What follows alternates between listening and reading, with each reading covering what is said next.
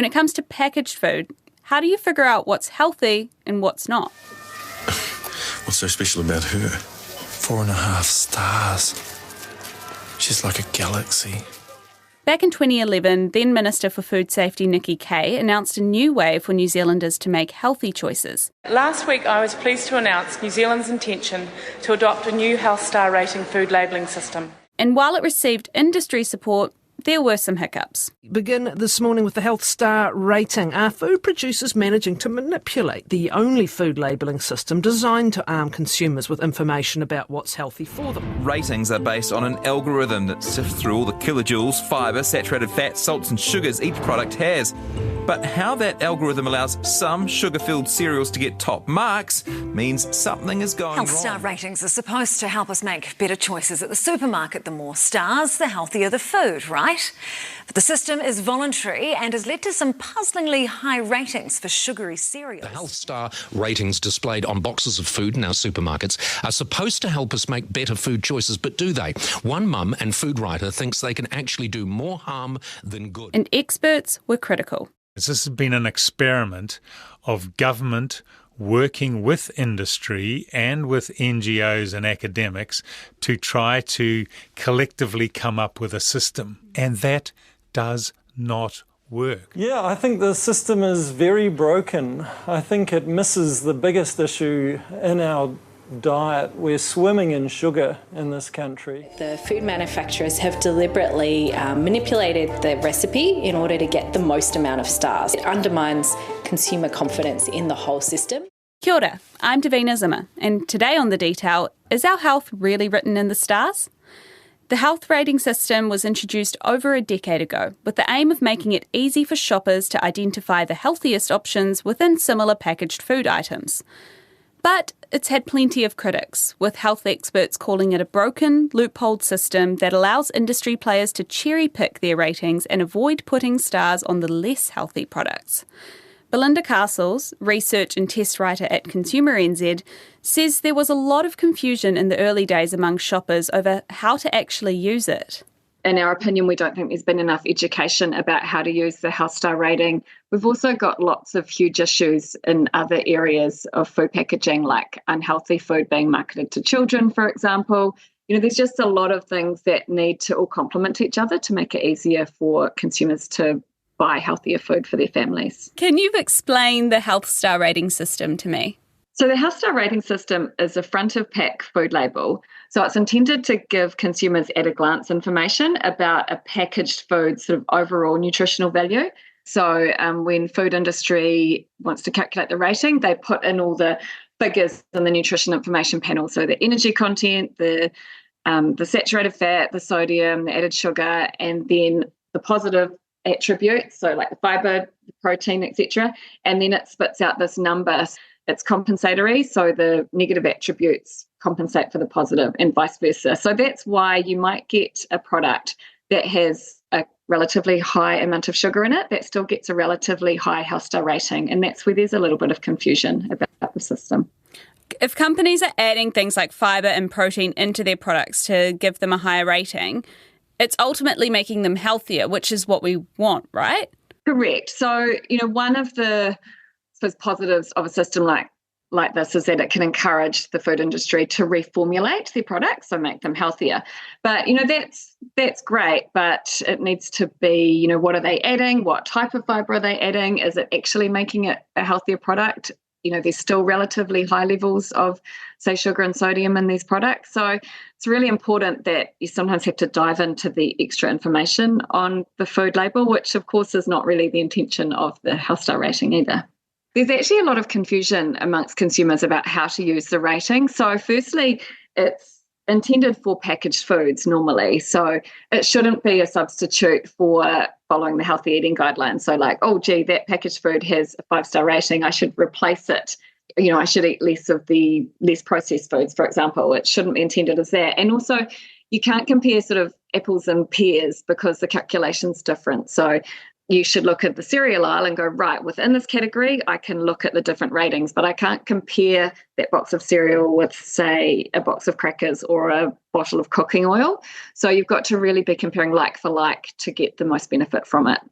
When it was first implemented, we got quite a lot of queries about products that were, say, high in a particular nutrient, like the high sugar product that was still getting a high rating because consumers didn't understand that kind of compensatory calculation.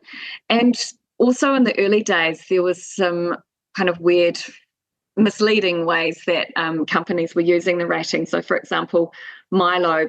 New Zealand's iconic chocolate drink, Milo, is set to lose its health star rating. Milo's 4.5 or 4.5 health rating star will be dropped, with Consumer New Zealand saying the chocolate powder is almost 50% sugar. Back in the day, you buy a tin of Milo and it had a 4-star health rating on it, but then you looked at the back and that said, this is as prepared with skim milk. The actual Milo itself had a health star rating of, I think it was 1.5. So thankfully that loophole's been fixed up, but there was quite a few anomalies that made consumers mistrust the systems. And so you mentioned Milo as a specific one. Have there been other foods that have been complained about for having misleading ratings? Tended to be the high sugar cereals, so Nutri-Grain came to mind. Hard work and a balanced diet with protein helps our kids grow up strong. Nutri-Grain is a high-protein cereal, so it has what it takes to help build them into Iron Men. You know, it's a relatively high sugar product, and when they reformulated it became a 4-star health rating. So there was a little bit of up and arms about, how can a product that is, nearly a third sugar have this high health star rating. And so I gave the calculator a go because it's online for anyone to use. And I put in 2 different muesli bars because that's what I always am in the aisles struggling to figure out which one's healthier. I put in a Whole Foods bar that had a total of 6 ingredients, which was like, dried fruit, nuts, that sort of thing. And that came up to 2.5 stars. And then I put in a chocolate chip bar and that came out to 4 stars. How does that stack up? Well, I think it's just important, for consumers to know it is an at a glance helpful when you're out shopping, but shouldn't be the only consideration. I mean, if you're interested in how processed a food is, which is obviously really important, and picking one with fewer ingredients, it's really useful to check that ingredients list. I know we're all time poor, but even if you're buying a product for the first time, look at the health star rating, but then just double check what's in the product, because some products have a hugely long list of ingredients that most of us wouldn't recognise. Healthy eating guidelines advise people to limit their sugar intake, specifically added, concentrated and artificial sugars. But Belinda says it's difficult to do that because they're not listed separately on a product's nutrition label, and the health star rating looks at the total sugars, which also includes natural ones. So it's really difficult to follow that good healthy eating advice. There is actually a lot of work being done by Food Standards Australia and New Zealand, and the public health and consumer groups in New Zealand have been putting a lot of work into defining added sugars, because again, that's really technical and complex. The natural sugars are sort of the ones that you would find basically naturally or intrinsically in a food product. So when you eat a piece of fruit, you've got the natural sugars within that fruit, but then you've got all the other good things wrapped around in that fruit, like, the fibre and the vitamins and the minerals and things like that. But when you process that sugar into, say, a fruit juice or a fruit juice concentrate, you lose a lot of those positive attributes. And when you think about a fruit juice, it's multiple pieces of fruit, which you wouldn't be eating, say, 5 or 6 apples in one go, but you might easily drink that amount of sugar in one glass of juice. So it's sort of concentrating those sugars. A review of the Trans-Tasman system in 2019 did recommend a tougher crackdown on products high in salt or sugar. It also suggested an automatic 5-star rating for minimally processed fruits and vegetables, but found overall the system was working well, which frustrated some health experts because it remained voluntary. I would welcome Minister Reti looking at the whole system and looking at the uptake targets.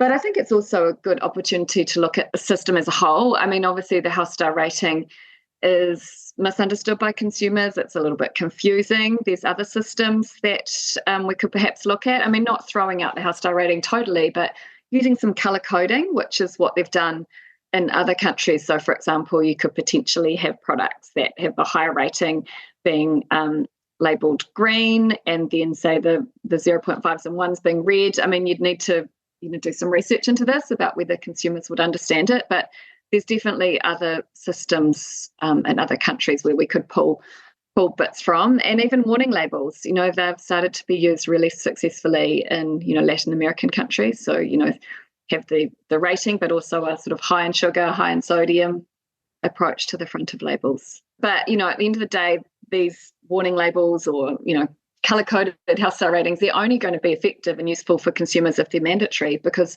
if they're not mandatory, then companies, why would they bother? New Zealand Food Safety is the government body responsible for this area, and it's also the authority for imports and exports of food and food-related products.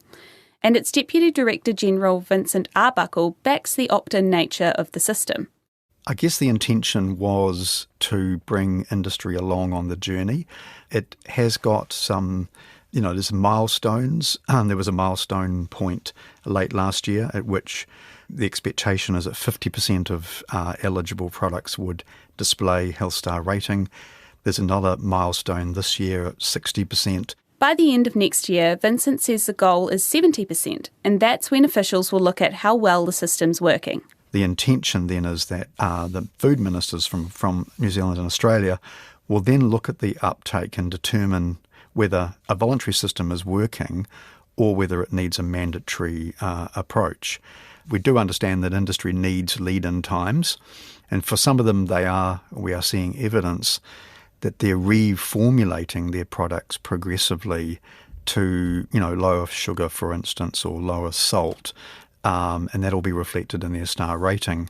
So time and a voluntary system was deemed at the time it was introduced as the best way to get industry to come along on the journey. And what percentage are we at right now? That was collated late last year and is just being finalised. It'll be presented to food ministers, the Trans-Tasman food ministers who oversee this early this year, probably around May.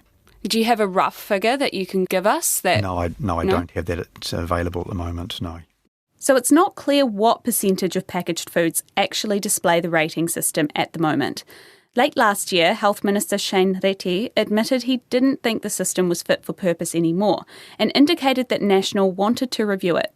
But while this sounds like good news, Boyd Swinburne, who's a professor of population nutrition and global health at Auckland University, doesn't have much hope that the system will be mandated. They've kept it as a voluntary system, despite all of the public health organisations saying this thing has to be mandatory for it to have any value. So now they've said after 5 years there needs to be Health Star ratings on at least 70% of the products.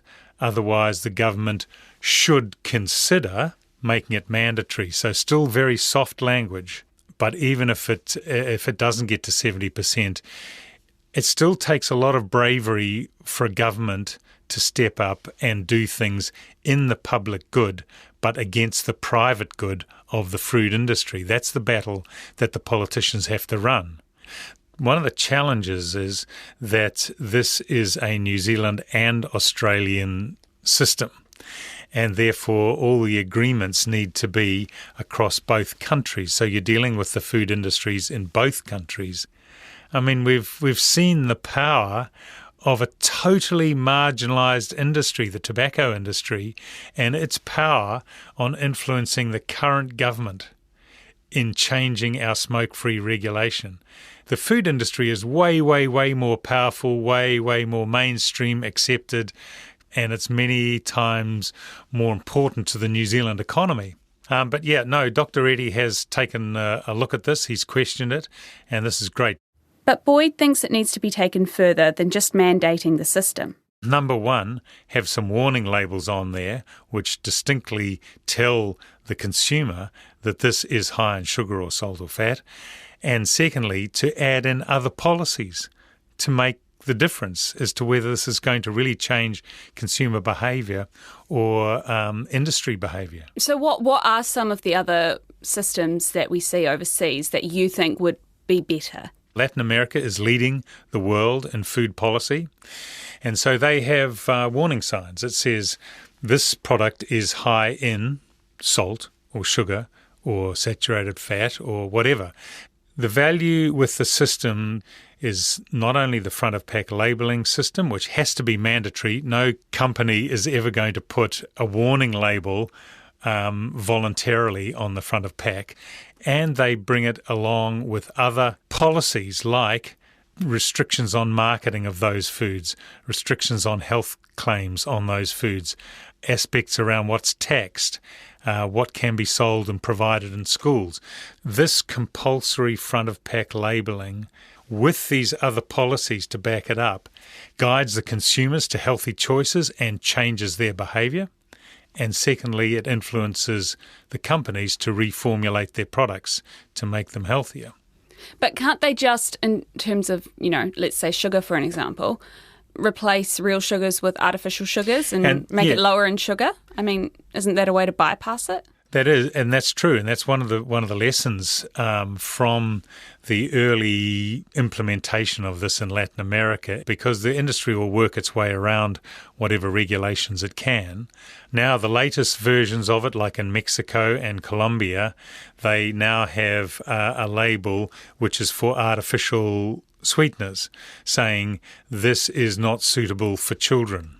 So, things like that need to be taken into account, but they're learning at a massive rate of knots in Latin America, and we're not taking advantage of any of that research, that understanding of how to have a good front-of-pack labelling system. If you've got something, say, like a whole food bar that's made up of dates and nuts and coconut and stuff like that, then you've got another bar that's lower in sugar, but it has a whole lot of artificial sweeteners and stuff like that. The one that would obviously have higher sugar would have a lower health star rating because it's higher in sugar, but it's natural sugars. So how does that stack up? It stacks up really difficult, actually. And there's been a long ongoing debate about how you can differentiate between those two examples you gave. So when you take the product and you just analyse it chemically, and one of them's got sugar which has come from inside the dates or the apricots or whatever and is wrapped up within the cells and it's still there, versus added sugar, sucrose that's been added to the product, biochemically you're not going to be able to tell the difference. But we do know that because the sugar is wrapped up within the cells, within a whole fruit, for example, then that doesn't have nearly the health consequences as the free added sugar. But being able to distinguish them and then codify it into this algorithm has proved to be really tricky, especially with the industry saying this is impossible, you can't do it. They don't particularly want that exposed on their front of pack label, that this is full of added sugars as opposed to the sugars which come within fruits and vegetables and so on. So there is quite a lot of gaming of the algorithm and of the system by the industry. And what we have seen is that the algorithm contains elements which give it negative points, like salt and fat and sugar, and items which give it positive points, like fibre and protein and fruit and vegetables and so on. And so they have manipulated the foods to try to get a better rating, which is fine. We expect them to reformulate. And one of the ways the two main ways they've done it is to reduce salt and to increase fibre. But these differences are relatively small, actually. Whenever we've looked at how much the health star rating is influencing actual consumer behaviour or actual industry behaviour and reformulation, it's very small. It's often hard to detect. It's not statistically significant. It might be a few percent change. Whereas when you look at the Latin American data, where they have it mandatory, they have other policies that are brought in, the changes in consumer behaviours and in the industry behaviour is more like 10-20% shifts. So it's much, much more substantial. Right. So you're saying that Kiwis and Australians don't actually really refer to the health star rating system when they're shopping? They say they do. So when you do surveys of consumers, there's quite high numbers that say, oh, yes, we do use it. But when you measure the actual behaviour and the change in their purchases, as we have done, it's very, very hard to detect any shift from before the Health Star rating came in to since it's been implemented. And part of this is probably just because of the very low penetration of the Health Star into the system, with very few of the products having it on the front of pack. Back to Vincent Arbuckle now, who seems to have a different view on things. There's good evidence now, and we ran a survey last year which is about to be published, which suggested that about 83% of consumers now use Health Star rating. And in 2018, there was a survey that suggested 3/4 of New Zealand shoppers recognise Health Star rating. So I think there is a consumer demand and interest in the use of Health Star rating. Okay, so the Health Star ratings are meant to be a quick and easy way to compare similar packaged foods and choose the healthier option. But is it accurate? Let's look at Nutrigrain. It has a Health Star rating of 4, so that must mean it's healthy, right? But a quick look at the nutrition panel identifies that just 1 cup, which is the recommended serving, contains over 9 grams of sugar. The public health recommended daily amount of sugar for the average adult is 25 grams, about 6 teaspoons. So just 1 serving of Nutrigrain takes up nearly 1/3 of the advised intake, and that's just if you eat it straight from the packet. I asked Vincent what he thought of this. I mean, it's a good point, and New Zealand Australia has done work, and we probably could do more to explain to consumers it is not an indication that that's a product that you want to eat, as I said before, 3 times a day. It is a cereal, but within a cereal category, relative to other cereals, one that has a 4-star rating is overall better for you from a health perspective than one that's a 2-star. Look, it is something we need to keep making sure that we do explain to consumers, that it's not saying cereal is a preferred food type. We do know that a balanced diet should be, high in fruit and vegetables, grains, whole foods. Cereals are a part of a diet, but certainly should not be the dominant part of someone's diet. In an ideal world, both Belinda and Boyd would like to see a mandatory front-of-pack labelling and better education around how to actually use the system. But the main takeaway is to remember food stars only give a brief depiction of a product's healthiness. Belinda advises shoppers who are wanting to make healthier choices to look at the back of the packet as well. The Health Star rating is a helpful guide, just, don't get me wrong, but just consider that it doesn't consider the amount of processing. So you need to check the ingredients list and also check the nutrition information panel as well. If you're deciding between 2 breakfast cereals, for example, check which ones have lower levels of sodium, saturated fat, and sugars. So those are really the 3 things to be looking for. And, we say to people, especially with breakfast cereals, which are splashed with claims and, trying to get your kids to nag for some of those brightly coloured ones, ignore those claims on the front. It's really that nutrition information panel in the back and the ingredients list that are really important to look at. I mean, the bottom line for choosing healthy foods is to stick to the outside of the supermarket. Stick with the products that you can recognise, the whole foods, the fruit, vegetables, all the meat section, those things that you recognise. Do you have any other tips of what people should look for if they are buying packaged food? What they should look for? For instance, let's just say like a breakfast cereal.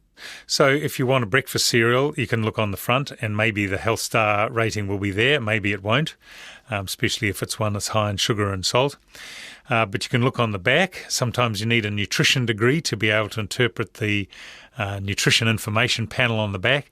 But if you look at the list of ingredients, sometimes that gives you a clue if there's a long list, if it contains stuff you don't have in your kitchen, if it contains numbers of additives and colourings and flavourings, that's a warning sign that this is an ultra-processed food. So I would say keep those to a minimum. That's all for this week. Thanks to Belinda Castles, Boyd Swinburne and Vincent Arbuckle. This episode was engineered by Phil Benj and produced by Alexia Russell. I'm Davina Zimmer. Kia pai tō rā whakatā.